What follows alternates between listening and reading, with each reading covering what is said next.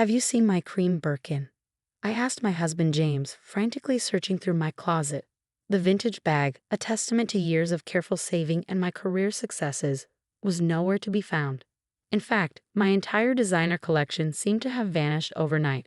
My name is Sophie Bennett, and at 34, I'd built a life I was proud of. As a successful art curator, I carefully curated my own collection of designer bags, each one representing a milestone, a victory, a moment worth celebrating. But now, standing in my walk-in closet after our weekly family dinner, I felt my stomach drop as I realized more than just the Birkin was missing. Maybe you moved them, James suggested, but I could hear the doubt in his voice. I hadn't. My bags were my pride and joy, each one stored in its dust bag, perfectly arranged on dedicated shelves. The Channel Classic flap from my first major gallery opening. The limited edition Birkin I found at a vintage auction. The Lady Dyer I treated myself to after securing my dream job. All gone. Then my phone buzzed. A notification from Instagram. My sister-in-law Olivia had posted a story. My heart stopped as I saw the image. There she was, posing at a high-end restaurant, my cream Birkin casually slung over her shoulder. The caption read, "Living my best life with my new collection." "James," I called out, my voice shaking. "You need to see this." He came over, took one look at my phone, and his face darkened. "She wouldn't," he started, but we both knew she would. Olivia had always been envious of my success, constantly making snide remarks about how some people had it easy. I scrolled through her feed. There were more photos. My Lady Dyer at a rooftop bar, my vintage Chanel at a beach club. She'd taken them all. And worse, she was parading them around like they were hers. "Call her," James said firmly, already reaching for his phone. But I stopped him. "Wait," I said, my mind racing. "I want to see how far she'll go with this." You see, Olivia had always lived in the shadow of her perfect brother. While James worked his way up in architectural engineering, she bounced between jobs, relying on their parents' support. When we got married, she'd made it clear she thought I wasn't good enough for her brother, despite, or perhaps because of, my success. The next day, I watched as more photos appeared. Olivia at exclusive venues, my bags prominently displayed. Her friends commented, gushing about her amazing new collection. She was living out her socialite fantasies with my hard-earned possessions. But what made my blood run cold was her latest post. She was at a pool party, my cream Birkin sitting dangerously close to the water's edge. That bag was worth more than just money. It represented the first major auction I'd overseen, the moment I knew I'd made it in my career. I decided to play the long game. At the next family dinner, I acted normally, even complimenting Olivia on her new accessories. She preened under the attention, launching into elaborate stories about how she'd acquired each piece. "This Birkin," she said, patting my bag like it was a pet. "I have a special connection with my dealer in Paris. You wouldn't believe the deal I got." I saw my mother-in-law Martha beam with pride. She'd always favored Olivia, excusing her behavior as youthful spirit. Now she was practically glowing, thinking her daughter had finally made it. "Oh, the Birkin is special," I agreed, sipping my wine. "It's quite rare, actually. Limited edition with some unique markings that make it easily identifiable." I saw a flicker of unease cross Olivia's face, but she quickly masked it. "Well, that's why I had to have it. I know quality when I see it." That night, Olivia posted more photos, but this time there was a desperation to them. She had to maintain the illusion, even as my words about the bag's identifiable features clearly rattled her. Then it happened, exactly what I'd been waiting for. A notification popped up on my phone. Olivia's latest post showed my cream Birkin, now sporting a large red wine stain across its front. Her caption was a mess of crying emojis and a dramatic story about an accident at a charity event. I watched as comments flooded in, her friends offering sympathy and suggestions for cleaning. But I knew better. That stain wasn't an accident. It was panic. My words about the bag's identifiable features had spooked her, and now she was trying to create an excuse for why the bag would never be seen again. "It's time," I told James, showing him the post. He nodded grimly, understanding what came next. I had all the evidence I needed, her social media trail, the documented theft, and now the deliberate damage to a bag worth more than her yearly income. But this wasn't just about the bags anymore. This was about years of manipulation, of her trying to tear me down while simultaneously copying everything I had. As I prepared my next move, I thought about all the times Olivia had tried to undermine me, how she'd told James I was new money and didn't understand class, how she'd whispered to his parents that my success must be due to connections rather than hard work. Well, she was about to learn exactly what kind of connections I had and just how costly her little fashion show would turn out to be. I picked up my phone and made 2 calls, one to my insurance company and one to my lawyer. The game Olivia had started was about to take a very different turn. Looking at her latest post one more time, I allowed myself a small smile.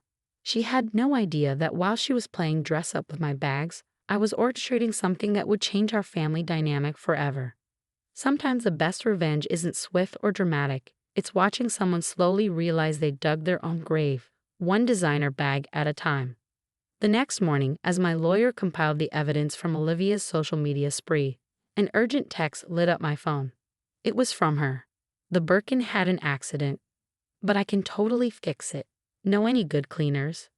I left her message unread. Instead, I focused on the email from my insurance company confirming what I already knew. My collection was covered for theft and damage, but filing a claim would require a police report. Perfect. You don't have to do this, James said softly as I prepared to leave for the police station. We could handle it within the family. I turned to face my husband, seeing the conflict in his eyes. No, James. We've handled things within the family for too long. That's why she thinks she can get away with this. At the police station, I laid out everything: the theft, the social media evidence, the deliberate damage. The officer taking my statement raised his eyebrows when I mentioned the value of the Birkin alone. And you can prove these items belong to you? He asked. I pulled out my folder. Authentication certificates, original purchase receipts, insurance documentation, and professional photographs of my collection taken for insurance purposes just 6 months ago. I'd always been meticulous about documenting my investments. As I finished filing the report, my phone exploded with notifications.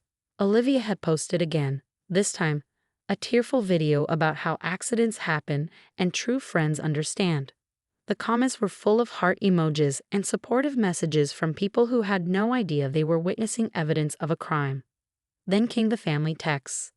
First, my mother-in-law, Sophie dear, Olivia feels terrible about the bag. Can't we discuss this over tea? Followed by my father-in-law, let's not make a mountain out of a molehill. Family should stick together. I forwarded each message to my lawyer without responding. That afternoon, Olivia showed up at my door unannounced. Her eyes were red, either from crying or an expertly applied makeup technique to appear distraught. I was going to return them, she blurted out before I could speak. It was just a bit of fun, showing them off. But then everyone thought they were mine, and it felt so good. Where are they now? I asked calmly. She shifted uncomfortably. In my apartment. Well, most of them. The Birkin, I panicked when you mentioned it being identifiable.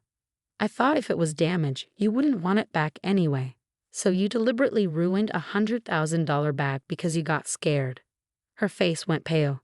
100,000. The limited edition cream Birkin you spilled wine on. Yes, that's the current market value, not to mention the other pieces you borrowed. She started crying in earnest now. I'll pay you back. Please, Sophie, don't do this. Mom and Dad can help. Like they helped with your credit card debt, or your failed boutique, or your rent when you got evicted. I watched her flinch with each example. No, Olivia. This time you're facing the consequences of your actions. You'll destroy this family, she shouted, switching from tears to anger in an instant. You did that when you decided to steal from me, I replied, closing the door on her protests. Inside, James was waiting, having heard everything. She's right about one thing, he said quietly. This will change everything. Everything already changed when she took my things, I responded. She just didn't expect me to stand up for myself. That evening, we received an invitation to an emergency family dinner at his parents' house. Martha's message was clear. This needed to be handled privately, quietly, in a way that wouldn't tarnish the family name. We should go, James said. At least hear them out. I agreed, but not before making one final call to my lawyer. Everything was in motion now, and no amount of family pressure would stop it. Walking into Martha and George's immaculate dining room, I could feel the tension. Olivia sat at the table, eyes downcast, while Martha fluttered around, placing plates with trembling hands. "Sophie, dear," Martha began as soon as we sat down. "We understand you're upset, but surely we can find a solution that keeps this incident within the family." I pulled out my phone and placed it on the table. "You mean like these incidents?" I started playing a slideshow of Olivia's social media posts, each one showing her with my stolen bags. Or this one. The final image showed the ruined Birkin. "We'll replace everything," George offered quickly. "Whatever it costs." "The police report has already been filed," I said calmly. "The insurance claim is in process. This isn't about money anymore." Olivia's head snapped up. "Police report? You actually went to the police? What did you expect?" I asked, meeting her gaze steadily. "That I just write off thousands of dollars in stolen and damaged property because we're family?" "But I was going to return them," she protested. "After you ruined them? After you paraded them around pretending they were yours? After you deliberately damaged an irreplaceable piece when you got scared of being caught?" The room fell silent. Martha had stopped her nervous movements. George was staring at his plate, and Olivia finally looked afraid. "What happens now?" James asked, breaking the tension. I stood up, gathering my things. Now we let the legal system handle this. And maybe, just maybe, Olivia will finally learn that actions have consequences. As we left, I heard Martha burst into tears and Olivia start shouting about betrayal. But for the first time since this whole ordeal began, I felt at peace. Sometimes protecting yourself means being willing to weather the storm of family disapproval. The real question was, what would happen when the police arrived at Olivia's door tomorrow morning?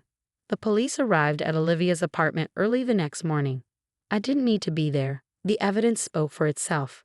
By afternoon, all my remaining bags had been recovered, and Olivia was facing charges of grand theft and property damage. What happened next surprised everyone, especially Martha and George. Instead of bailing their daughter out immediately, they took a step back. Perhaps they finally realized that constantly shielding Olivia from consequences had led to this moment. "We failed her," George admitted during a private conversation with James.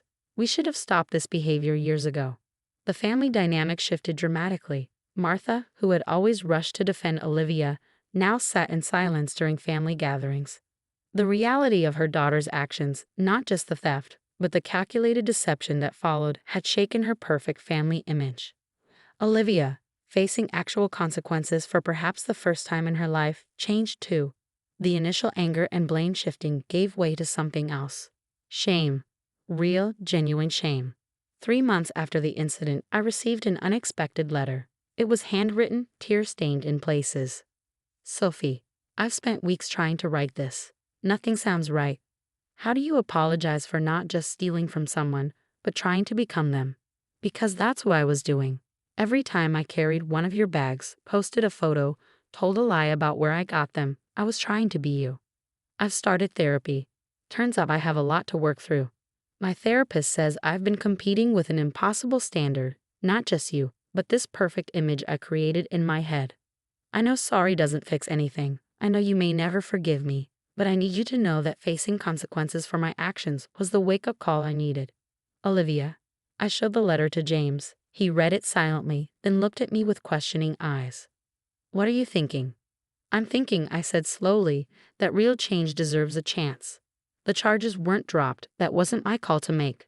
But I did write a letter to the court about Olivia's efforts to make amends. She ended up with probation and mandatory counseling, plus a repayment plan for the damaged Birkin. 6 months later, Olivia invited me for coffee. She looked different, more grounded somehow.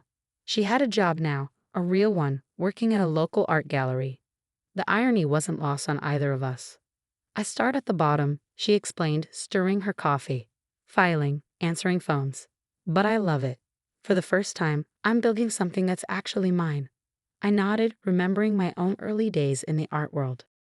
"That's how it starts." "I used to be so jealous," she admitted.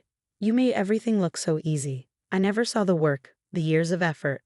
I just wanted the end result." "Nothing worth having comes easy," I replied, thinking of my own journey. Our relationship would never be the same as before. Too much had happened.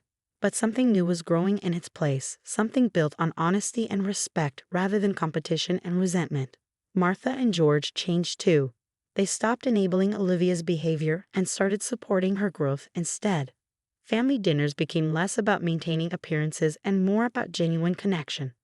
As for my designer collection, I still have it, though the cream Birkin was irreplaceable. But now each piece tells a different story, not just of professional milestones, but of standing up for myself, of refusing to let family ties become chains that bind me to toxic behavior. Last week, Olivia handed me her first paycheck from the gallery. For the repayment plan, she said, "I know it's just a fraction of what I owe, but it's a start." I finished for her. Sometimes the happy endings aren't about everything returning to normal. They're about building something better from the ruins of what was broken.